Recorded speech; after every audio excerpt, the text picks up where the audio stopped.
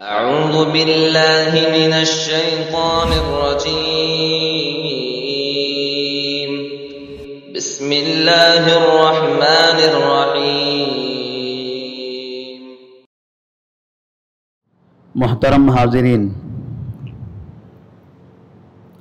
اللہ کی عبادتوں میں سے ایک بڑی عبادت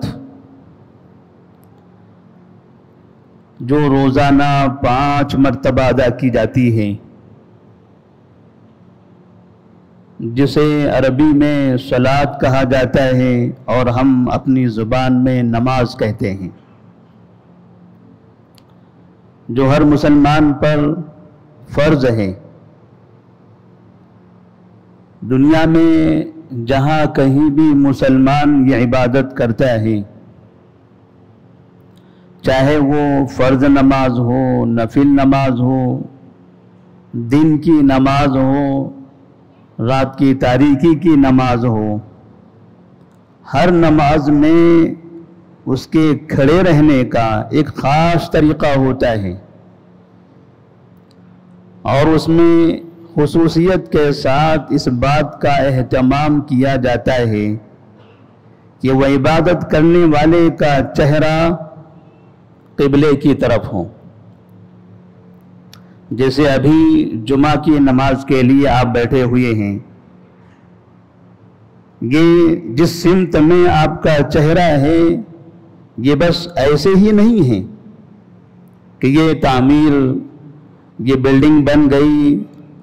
اور پھر اس طرح سے صفیں بچھا دی گئی، آپ جمع ہو گئے اور ادھر منہ کر کے بیٹھ گئے، بلکہ اس بیٹھنے کے لیے،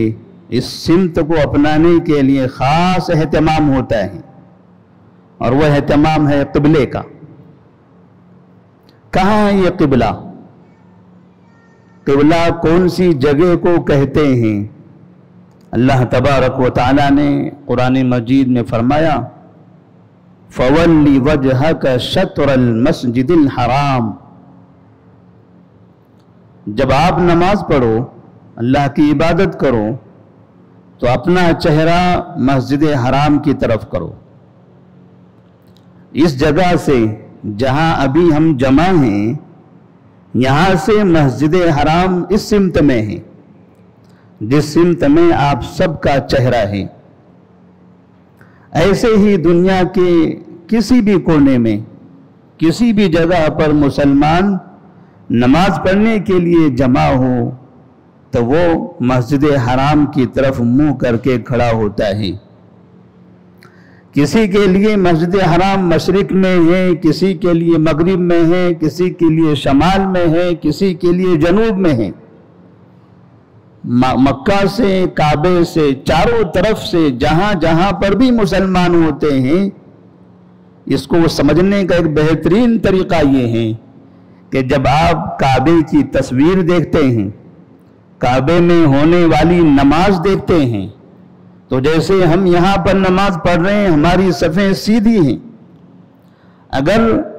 بازو میں اور بھی ضرورت پڑ جائے تو اسی طرح سے سیدھی لکیر چلے جائے گی،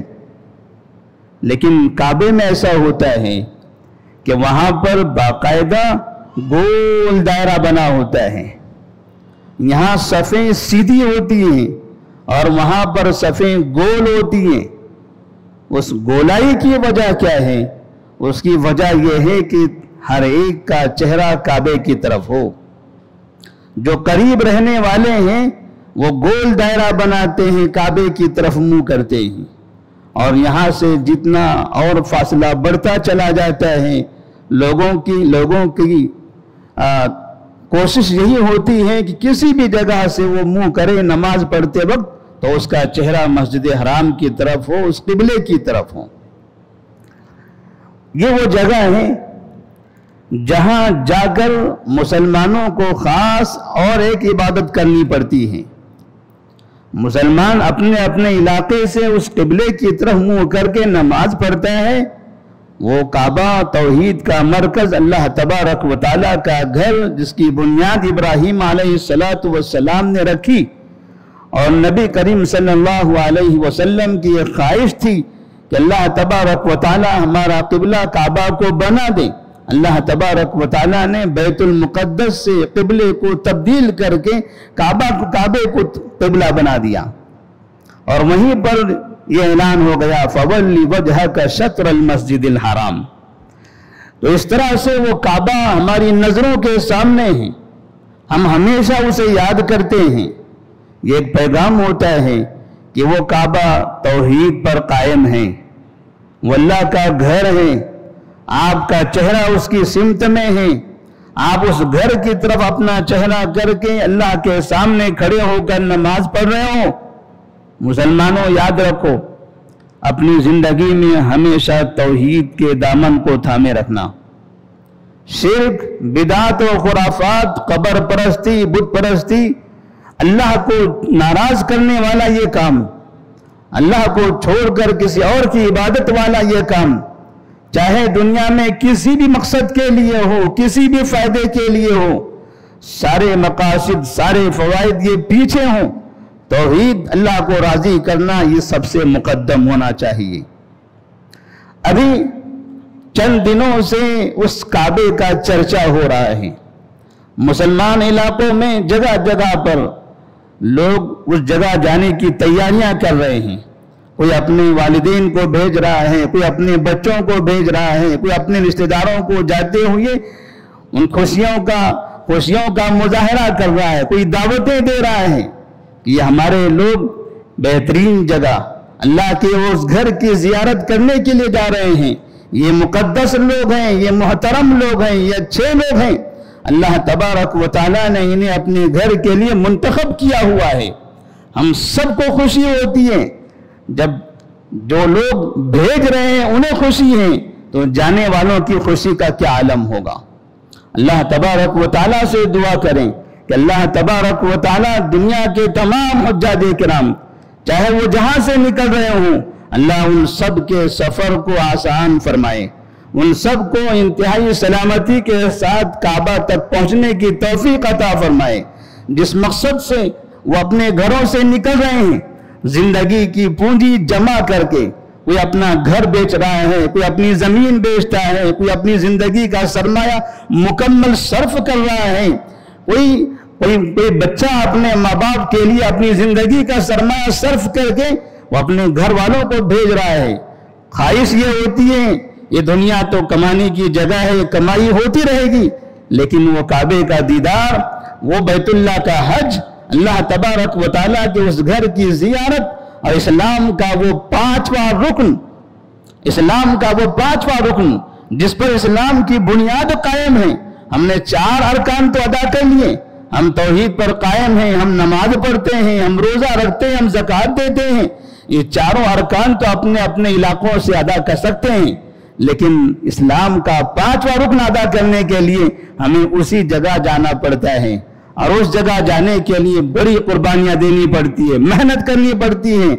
دل سے دعائیں کرنی پڑتی ہیں، کوششیں کرنی پڑتی ہیں، تب جا کے اللہ تبارک و تعالیٰ نے وہاں بلاتا ہے۔ عمر فاروق رضی اللہ تعالیٰ عنہ اپنے علاقے میں جب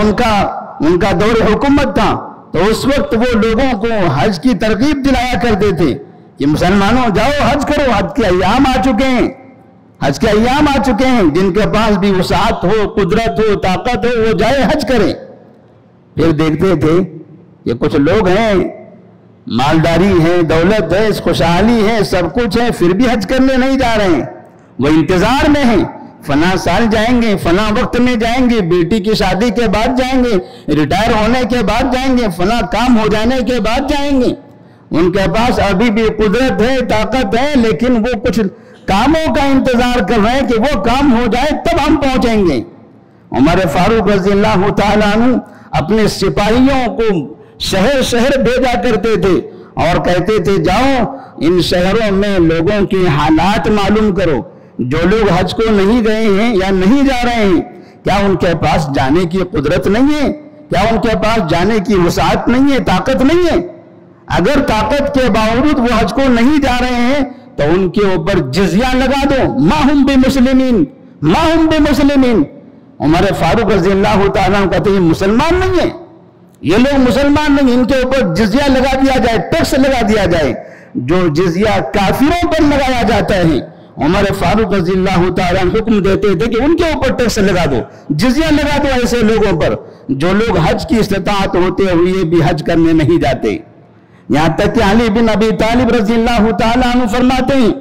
کہ اگر کسی شخص کے پاس حج کرنے کی طاقت ہو وَتَرَكَهُ وَلَمْ يَحُجْ، پھر بھی اس نے حج نہیں کیا، تو فَقَدْ مَاتَ يَهُودِيًّا أَوْ نَصْرَانِيًّا، ہمیں نہیں پتا ہے کہ وہ یہودی ہو کر مرے گا یا نصرانی ہو کر مرے گا۔ اس جگہ جانے کی اہمیت نبی کریم صلی اللہ علیہ وسلم نے صحابہ رضی اللہ تعالیٰ عنہ کو بتائی تھی۔ وہ جگہ، وہ مقدس گھر، وہاں کی زیارت اور وہ اسلام کے 5ویں رکن کی ادائیگی کی ہم سب کو فکر ہونی چاہیے۔ جو لوگ جا رہے ہیں ان کے لیے دعا کرنی چاہیے، جو نہیں جا سک رہے ہیں ان کے لیے بھی دعا کرنی چاہیے۔ اللہ تبارک و تعالیٰ اگر استطاعت ہے تو انہیں جانے کی ہدایت دے، اگر استطاعت اور طاقت نہیں ہے تو انہیں مستطیع بنا دے، انہیں وہ قوت عطا فرمائے تاکہ یہ بھی بیت اللہ کا حج کرنے، اسلام کا 5واں رکن ادا کرے۔ اور ساتھ ہی ابھی ہم نے کل ہی کی خبر میں سنا تھا کہ ناسک سے بامبے کی طرف جاتے ہوئے کچھ گاڑیوں کے حادثے ہو گئے۔ اس طرح سے حادثے سے بعض جگہوں پر حاجیوں کا انتقال ہو جاتا ہے، کبھی اپنے شہر میں، کبھی شہر سے باہر نکلنے کے بعد، کبھی ملک سے باہر چلے جانے کے بعد، کبھی سعودی عرب پہنچنے کے بعد بڑے بڑے حادثے بھی ہوتے ہیں۔ اللہ سے دعا کرتے رہیں، جب بھی اپنے گھر سے نکلیں ہمارا مقصد ہے اللہ کے گھر کی زیارت کرنا، ہمارا مقصد ہے حج جیسی عظیم عبادت ادا کرنا، تو گھر سے نکلنے سے پہلے سفر کی دعا کا اہتمام بہت ضروری ہے۔ لوگ گھر سے نکلنے سے پہلے اہتمام دوسری چیزوں کا کرتے ہیں، کھانے پینے کا، پھولوں کا، دعوتوں کا، پارٹیوں کا۔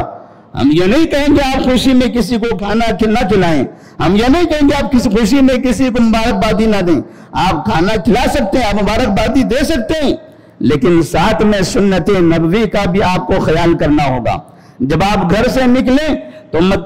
ایسی صورت میں سفر کی دعا خاص طور پر پڑھ لیں اور یہ دعا کریں کہ اللہ تبارک و تعالی ہمیں صحیح سلامتی کے ساتھ وہاں پہنچائے، اور وہاں جانے کے بعد انتہائی امانت داری، دیانت داری کے ساتھ حج کرنے کی توفیق عطا فرمائے۔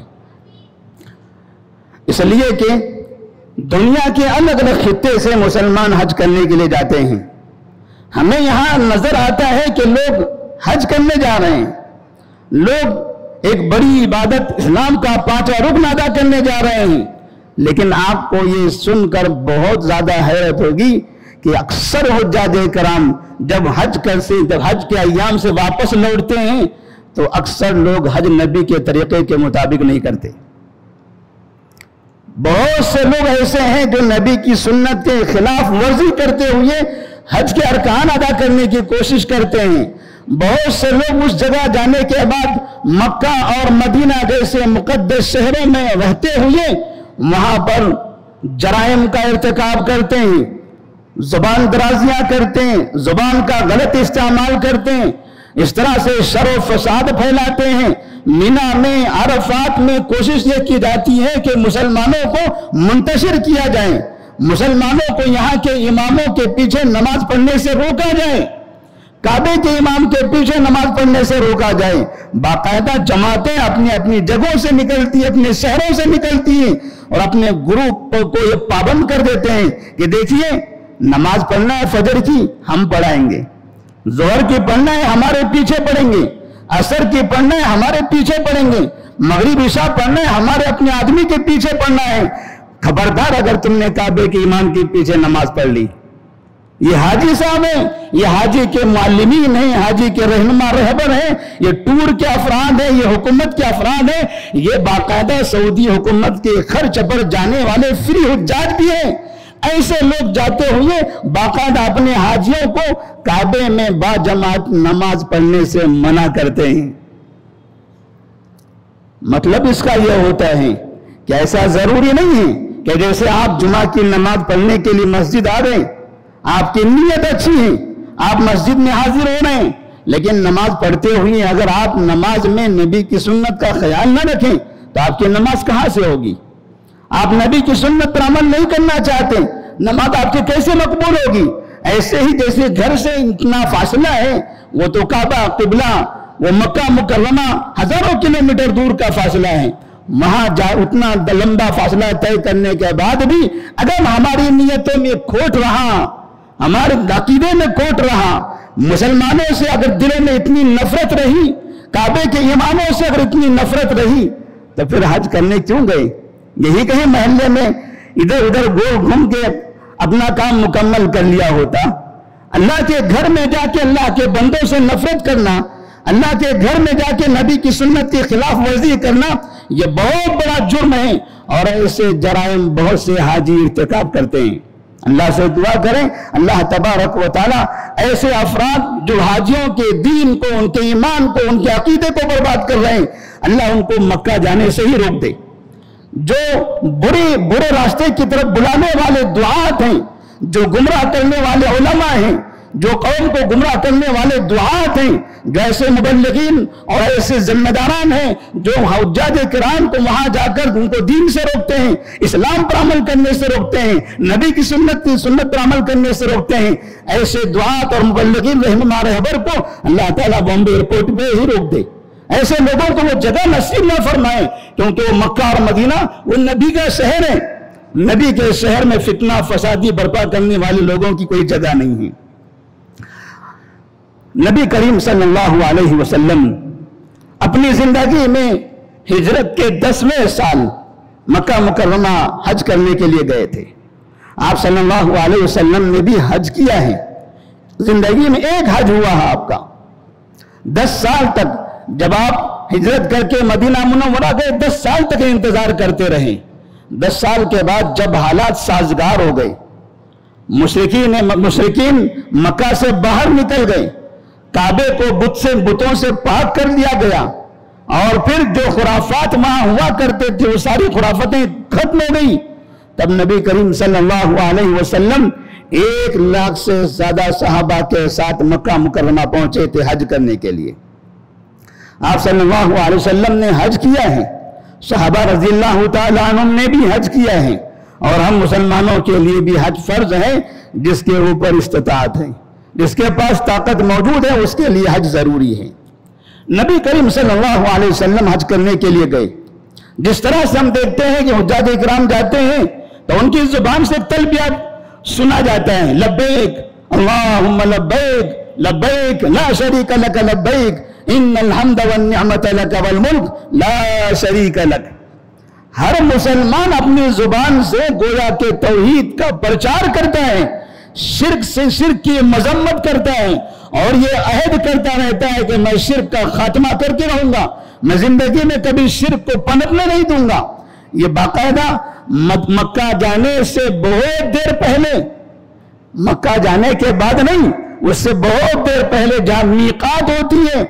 میقات سے ہی ان کو پابند کر دیا جاتا ہے کہ اگر تمہیں کعبہ آنا ہے تو وہیں سے اس بات کا اعلان کرو کہ میں توحید کے شہر جا رہا ہوں، توحید کا داعی بنوں گا، میں توحید کے مرکز میں جا رہا ہوں، شرک کے خاتمے کا اعلان کروں گا۔ میقات سے ہی مسلمانوں سے کہا جاتا ہے کہ میقات میں داخل ہونے سے پہلے یہ لبیک اللہم لبیک پکارتے چلے جاؤ۔ اور پھر وہاں جانے کے بعد نبی کریم صلی اللہ علیہ وسلم نے جب مسلمانوں کی رہنمائی فرمائی کہ مکہ جانے کے بعد مسلمانوں کا طریقہ کیا ہونا چاہیے، جیسے ہم دیکھتے ہیں ہمارے پاس تو یہ سکھا دیا جاتا ہے کہ آپ یہاں سے جائیں گے، میقات سے احرام باندھیں گے، تلبیہ پکاریں گے، نیت کریں گے، اور سر نہیں ڈھانکیں گے، خوشبو نہیں لگائیں گے، سلے ہوئے کپڑے نہیں پہنیں گے، کعبہ جائیں گے، طواف کریں گے، صفا مروہ کی صحیح کریں گے، بال کٹائیں گے، پھر حج کے ایام آئیں گے، پھر مینا جائیں گے، عرفات جائیں گے، مزدلفہ آئیں گے، پھر مینا آئیں گے، کنکریاں ماریں گے، قربانی کریں گے، بال کٹائیں گے، آپ کا حج مکمل ہو جائے گا، اور پھر خوشی خوشی اپنے وطن واپس لوٹیں گے۔ یہ ایک طریقہ ہے جو حاجیوں کو سمجھا دیا جاتا ہے،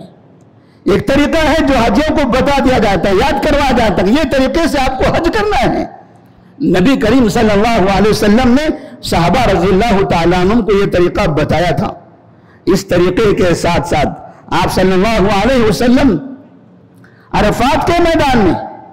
مینا کے میدان میں، جہاں پر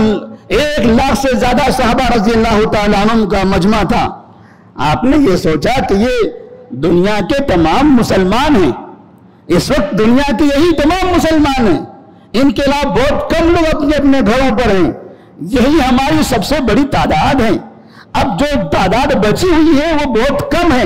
لہذا اس بڑی تعداد کو ایک پیغام دے دینا چاہیے، کیونکہ یہ دنیا کے الگ الگ خطوں سے آئے ہوئے ہیں، الگ الگ علاقوں سے آئے ہوئے ہیں۔ تو آپ صلی اللہ علیہ وسلم نے عرفات کے میدان میں انہیں پیغام دیا،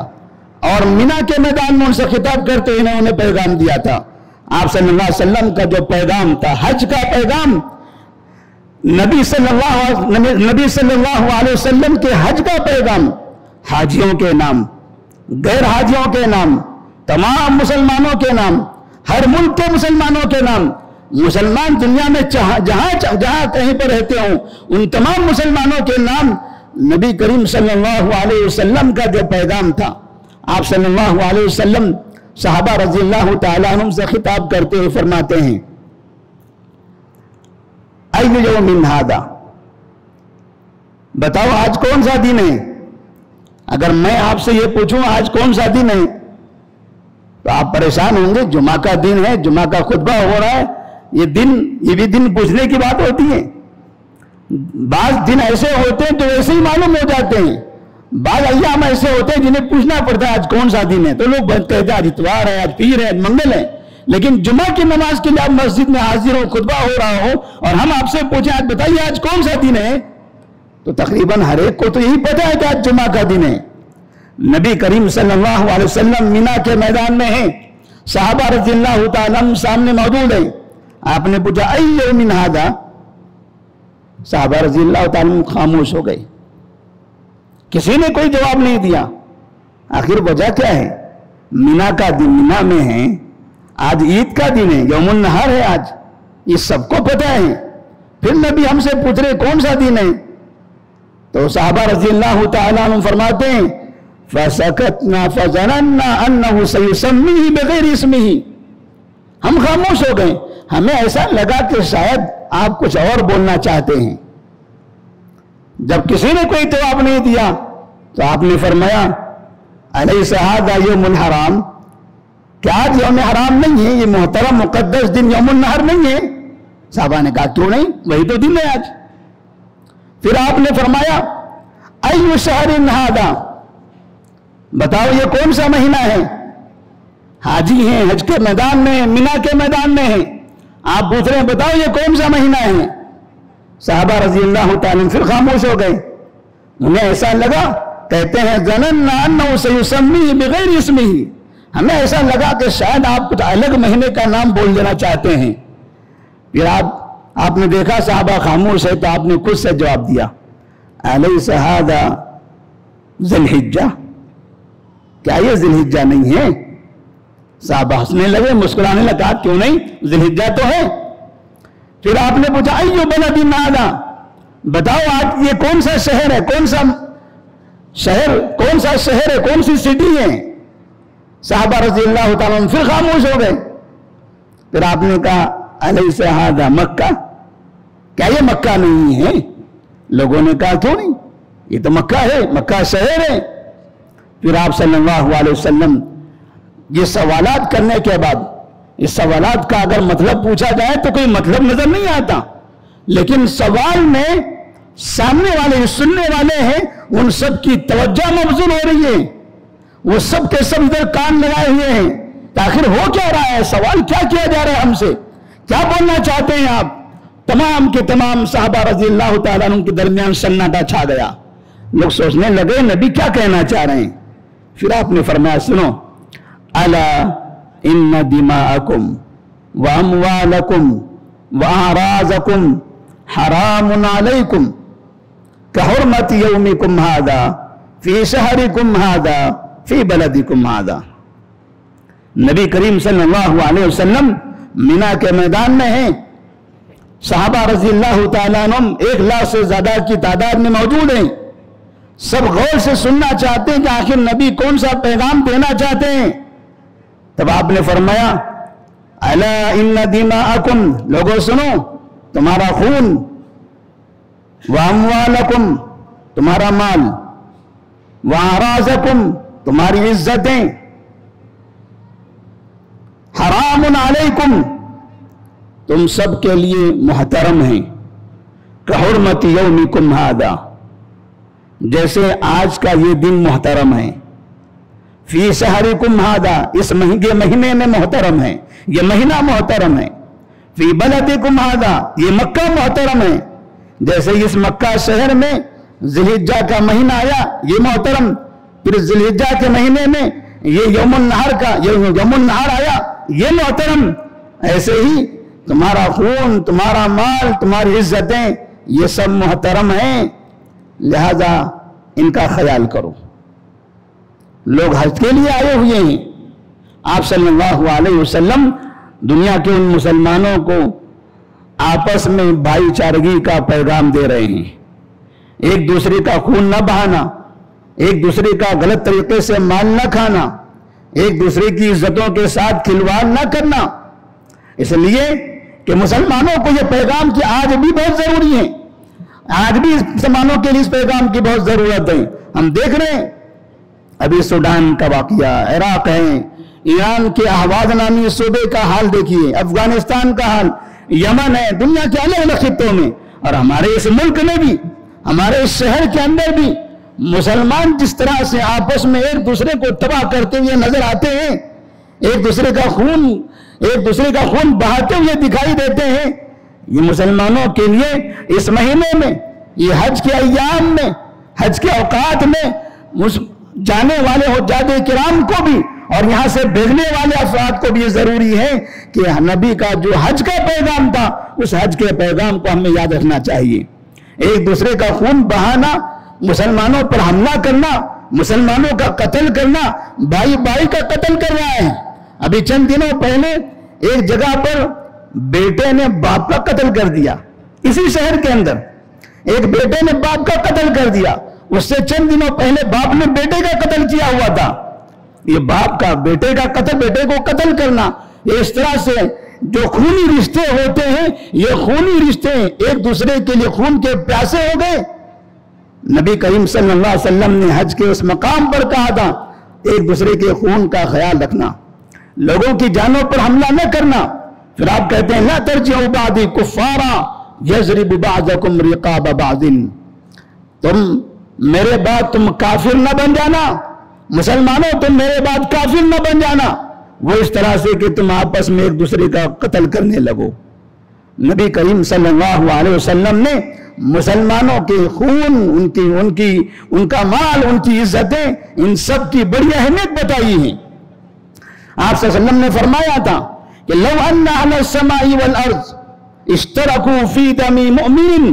لاکبہم اللہ فی النار، اگر آسمان و زمین کے تمام لوگ مل کر ایک مومن کا قتل کریں، آسمان و زمین کے تمام لوگ مل کر ایک مومن کا قتل کرتے ہیں تو اللہ تبارک و تعالیٰ ان تمام کو جہنم میں داخل کر دے گا۔ مومن کی جان، مومن کے خون کی اتنی اہمیت ہے۔ پھر آپ صلی اللہ علیہ وسلم نے مال کی اہمیت کو اجاگر کیا کہ وَلَا تَأْكُلُوا أَمْوَالَكُمْ بَيْنَكُمْ بِالْبَاطِلِ، مسلمانوں کا مالی حال، معاشی حال، مسلمانوں کے آپس میں مالی تعلقات اتنے بد سے بدتر ہوتے چلے جا رہے ہیں۔ مسلمانوں کو لوٹ رہا ہے، مسلمان دھوکہ دے کر مسلمانوں کا مال کھا رہا ہے، مسلمان چوریاں کر کے مسلمانوں کا مال لوٹ رہا ہے، مسلمان دین کے نام سے لوگوں کو دھوکہ دے کر مسلمانوں کا مال لوٹتے ہیں۔ نبی کریم صلی اللہ علیہ وسلم نے مسلمانوں سے کہا تھا، وہ صحابہ رضی اللہ تعالیٰ عنہ سے کہا تھا ایک دوسرے کا مال غلط طریقے سے استعمال نہ کرنا، اور اسی طریقے سے آپ نے عزت کی حفاظت کا حکم دیا کہ مسلمان ایک دوسرے کی عزت کرے۔ المسلم اخو المسلم، مسلمان کا بھائی ہے۔ اسی طرح آپ صلی اللہ علیہ وسلم فرماتے ہیں کہ ربا الجاہلیت موضوع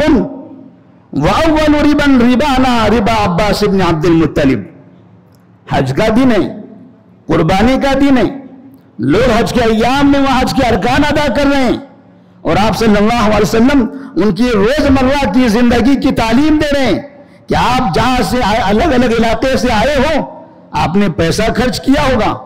زندگی میں پیسہ جمع کیا ہوگا، وہ جمع کر کے یہاں تک پہنچے ہوں گے۔ یاد رکھنا یہ مکہ آنے کے لیے جو پیسہ آپ استعمال کر رہے ہو یہ پیسہ حلال ہونا چاہیے. آپ عبادت کے لیے جا رہے ہو, اللہ کی بارگاہ میں جا رہے ہو, اللہ کے گھر کا طواف کرنا چاہتے ہو, اسلام کا 5 رکن ادا کرنا چاہتے ہو. اگر اس رکن کی ادائیگی کے لیے, حج کے لیے اگر اپنے علاقے کے مسلمانوں کا پیسہ لوٹ کر لے جاتے ہو تو اللہ تبارک و تعالیٰ آپ کے اپنے گھر میں آپ کا کبھی استقبال نہیں کرے گا. وہ کعبے کے سامنے کعبے کا طواف کرتے ہوئے بھی آپ کی دعائیں قبول نہیں ہوگی. منی عرفات مزدلفہ میں رات کی تاریکی میں رب کی بارگاہ میں ہاتھ اٹھا کر گڑ گڑاؤ گے تب بھی اللہ تبارک و تعالیٰ معاف نہیں کرے گا. منی ہو, عرفات ہو, مزدلفہ ہو, مکہ ہو, کعبہ, کوئی بھی جگہ ہو, اگر مسلمان مسلمانوں کی عزت نہیں کرتا ہے, مسلمان مسلمانوں کا پاس و لحاظ نہیں رکھتا, حرام مال سے اپنے آپ کو محفوظ نہیں کرتا, تو مکہ بھی اسے جنت میں لے جانے کے تیار نہیں ہے,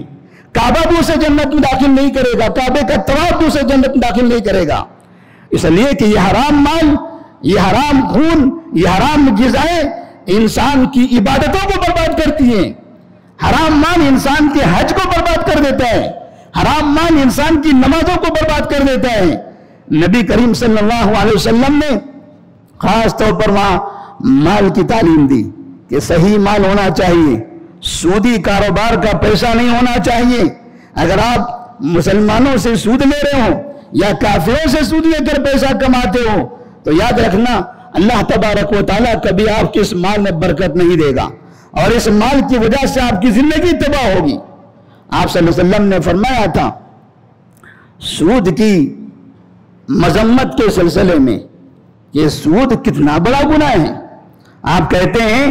کہ ان الربا 70 حوبا, ان للربا 70 حوبا, کہ سود کے 70 گناہ ہوتے ہیں. ایسرها ان ينكح الرجل امه, ایسرها ان ينكح الرجل امه, اس میں سب سے کم تر گناہ یہ ہے کہ آدمی اپنی ماں کے ساتھ زنا کرے,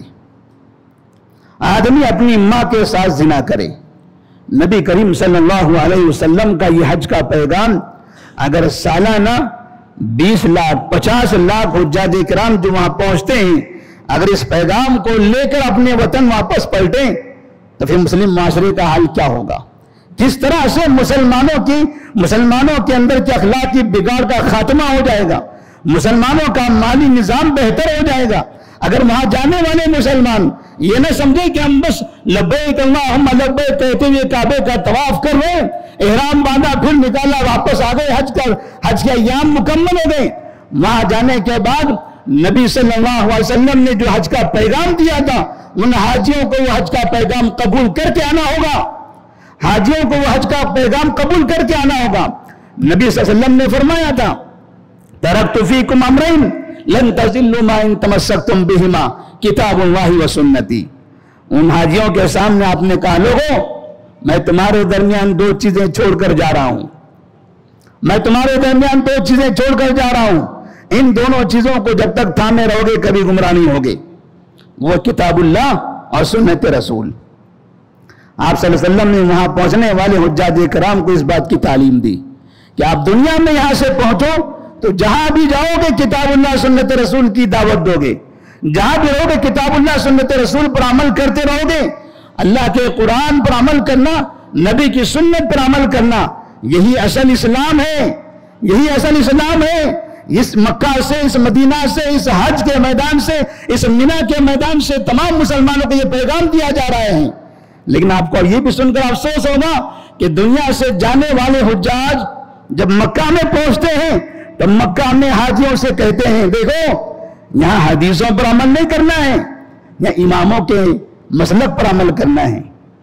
نبی کی حدیث پر, نبی کے شہر میں آنے کے بعد بھی نبی کی حدیث پر عمل نہ کرنا, ہمارے کوفہ کے امام کے مسلک پر عمل کرو, ہمارے بغداد کے امام کے مسلک پر عمل کرو, ہمارے شام کے امام کے مسلک پر عمل کرو, ہمارے سہارنپور کے امام کے فتوے پر عمل کرو, ہمارے بریلی کے فلاں امام کے فتوے پر عمل کرو. نبی کے شہر میں آ کر نبی کی حدیث پر عمل کرو گے گمراہ ہو جاؤ گے. باقاعدہ منی کے خیموں کے اندر بہت سے علماء یہاں سے جانے کے بعد ان حاجیوں کی تربیت ایسے ہی کرتے ہیں.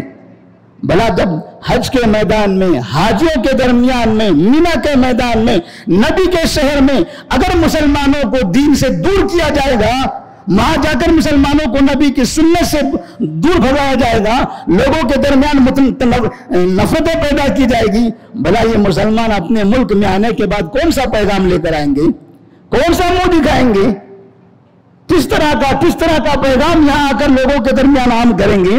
ایک حاجی حج کر کے آتا ہے تو وہاں سے آنے کے بعد اس کی شکل و صورت میں تبدیلی آنی چاہیے، اس کے اخلاق میں تبدیلی آنی چاہیے، اس کے عقیدے میں تبدیلی آنی چاہیے، وہ سراپا توحید کا زیور دکھائی دینا چاہیے، اس کی زبان سے ہمیشہ توحید کے پروانے جیسے جاتے ہوئے کہا تھا لبیک لا شریک لک لبیک، ایسے ہی آتے ہوئے اسے کہنا چاہیے لبیک لا شریک لک لبیک۔ اب میں زندگی میں کبھی توحید کو چھوڑ کر دوسرا راستہ نہیں اپناؤں گا، نبی کی سنت کو چھوڑ کر کسی اور امام کے پیچھے نہیں بھاگوں گا۔ یہ مسلمانوں کے لیے نبی کا پیغام ہے۔ نبی صلی اللہ علیہ وسلم حج کے میدان میں ہیں، آپ بھی حاجی ہیں، آپ بھی احرام باندھے ہوئے ہیں، صحابہ کا بڑا مجمع ہے، وہ بھی احرام کی حالت میں ہیں، اور آپ لوگوں کو یہ نصیحت کر رہے ہیں کہ یہاں آنے کے بعد کتاب اللہ سنت رسول پر عمل کرو، یہاں سے جانے کے بعد بھی اسی پر عمل کرو۔